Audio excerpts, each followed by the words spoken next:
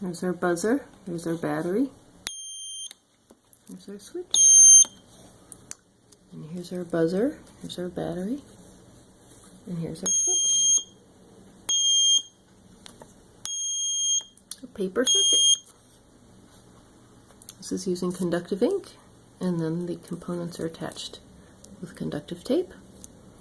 And over here we're using conductive tape with holes cut into it like this.